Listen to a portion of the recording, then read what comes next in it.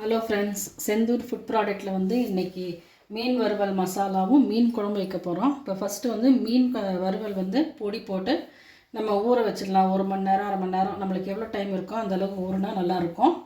அப்புறமா மீன் குழம்பு பொடி வச்சுருக்கேன், அதை வச்சு நம்ம குழம்பு செஞ்சு காட்டுறேன். இப்போ ஃபஸ்ட்டு வந்து நம்ம வறுக்கிறத வந்து நம்ம ஊற வச்சுக்கலாம். அதுக்கு பார்த்திங்கனாக்கா தலையும் வாலும் வந்து குழம்பு போடுறதுக்கு எடுத்து வச்சுருக்கேன். பாடி பீஸ் மட்டும் வறுக்கிறதுக்காக எடுத்து வச்சுருக்கேன். இல்லை தேங்காய் பால் வந்து சும்மா ஒரு 2-3 ஸ்பூன் ஊற்றிக்கோங்க, கொஞ்சம் டேஸ்ட்டாக இருக்கும். கருவேப்பிலை கொஞ்சம் வச்சுருக்கேன்.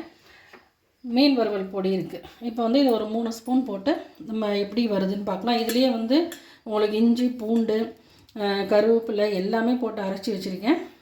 இது வந்து சும்மா டேஸ்ட்டுக்காக மேலே போடுறதுக்காக நம்ம வச்சுருக்கோம். இதில் உப்பும் இருக்குது. நீங்கள் வேணும்னா பத்தலைன்னா நீங்கள் போட்டுக்கோங்க. இல்லை காஷ்மீரி சில்லி போட்டிருக்கேன். உங்களுக்கு கலர் வேணும்னா நீங்கள் வந்து கலர் ஆட் பண்ணிக்கோங்க. நான் ஆட் பண்ணல.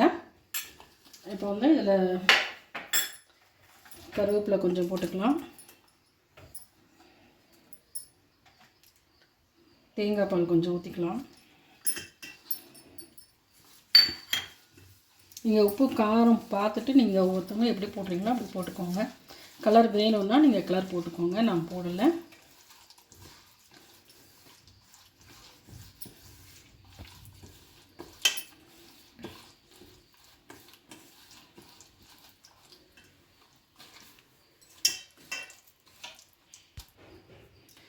அதில் ஒரு ஸ்பூன் வந்து எண்ணெய் கொஞ்சம் ஊற்றிக்கோங்க.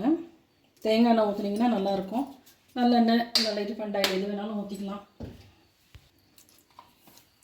இதில் பாருங்கள், நல்லா மசாலா வந்து நல்லா உள்ளார கூட்டாகிற வரைக்கும் நல்லா போட்டுக்கலாம்.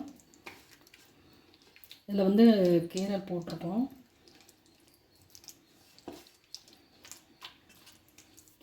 எல்லா மசாலாவும் எல்லா மீன்லேயும் இந்த மசாலா நல்லா ஊறுற மாதிரி போட்டுக்கோங்க. பாருங்கள், மசாலா போட்டு நல்லா பிரட்டி வச்சுருக்கேன். இது அரை மணி நேரம் இல்லைன்னா 1 மணி நேரம் நல்லா ஊறட்டும். நம்ம சாப்பிட்றப்ப எடுத்து ஃப்ரை பண்ணிக்கலாம். இப்போ மீனை வந்து வறுக்கலாம். மசாலா போட்டு வச்சுருக்கிறது. தோசைக்கல் வச்சுருக்கேன். எண்ணெய் கொஞ்சம் ஊற்றிருக்கேன்.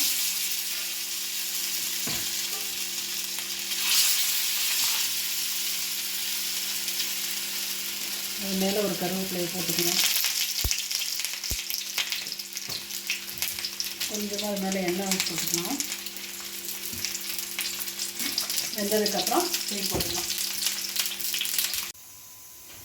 ஃபிஷ் ஃப்ரை ரெடி ஆகிடுச்சிங்க. இப்போ நம்ம எப்படி இருக்குன்னு சாப்பிட்டு பார்த்துட்டு சொல்லலாம். நீங்களும் செந்தூர் மீன் குழம்பு பொடி, வறுவல் பொடி வாங்கி சமைச்சி பார்த்துட்டு எப்படி இருக்குன்னு கமெண்ட்ஸில் சொல்லுங்கள். தேங்க்யூ.